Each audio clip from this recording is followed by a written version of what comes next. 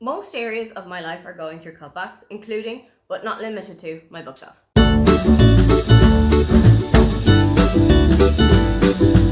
Hi, welcome, come on in. My name is Aoife and today I'm taking you through some of the books that are coming off of my bookshelf. I have had a look at my shelf over the last while. I know that there's a couple of books on there that I'm just not going to get to, that I've already read and loved, but I'm not going to return to. And I always think that it's a little bit wasteful for me to keep them when there's someone in the world who might really want to read them. So let's get rid of some books together. First one up is Lord of the Flies by William Goulding. I got this as a gift from Shannon from 155 Books, who was getting rid of books on like a if you want this, take this from me basis. I think I'm going to put this into the library. I think somebody out there is going to really enjoy it. It was fine, it's just not one of my favorites. Next up is Crying in H Mart by Michelle Zauner. I really enjoyed this one, but I don't think I'm going to return to it, and I'd really love to see somebody else out there love it and read it and embrace it as much as I did, but I think my time with it is done. Next up is Two Wrongs Make a Right by Chloe Leese. I did not enjoy this one as much as I hoped to, and this was my second try with Chloe Leese's books, so I think that that's a kind of an instinct for me that maybe we should say goodbye to one another, and I think that that means I need to say goodbye to this book as well. Next up are two books by the same author, You Have a Match and When You Get a Chance by Emma Lord. These are two YA books, and I think I have outgrown my YA time. I'm going to bring these down to my local library, and somebody who is starting to read in English, a young teenager or a young adult who is starting to read in English for the first time, I think these are great options for them. Because of You by Dawn French is a book that I'm going to give to my aunt because I genuinely think she is going to enjoy it a little bit more than I did. This is very much a kind of a women's contemporary fiction book that was just going in a different direction than I wanted it to. I'm also going to bring Boyfriend Material by Alexis Hall to my local library. I loved this. I thought it was hilarious. It was so funny. But I don't think I need to go back to it, and I think somebody out there is going to really, really enjoy this.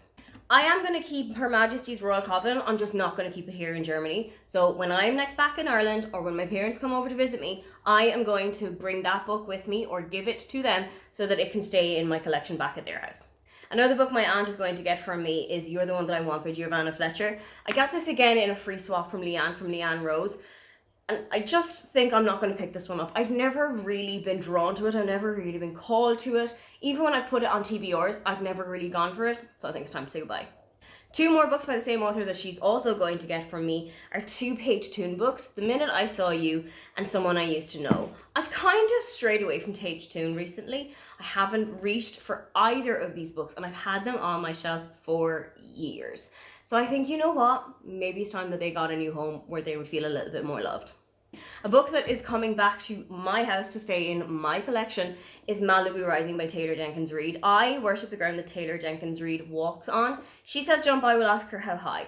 But I think I'm going to get my dad to read this one first and see what he thinks about Taylor Jenkins Reid. See if that's an area of reading he wants to get into. Might be a little discussion that me and him can have. Another book I think my dad might want to read is The Paris Apartment by Lucy Foley. I did not enjoy this one.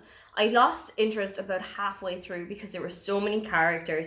There was way too much happening, but that is the kind of thing that my dad loves. He loves books with like so many people in them and so many stories to tell that I genuinely think he's going to eat this up whole. Finally, I am sadly getting rid of a sequel that just didn't match up to the heights of the first book, and that is Paris Dalencourt is About to Crumble by Alexis Hall.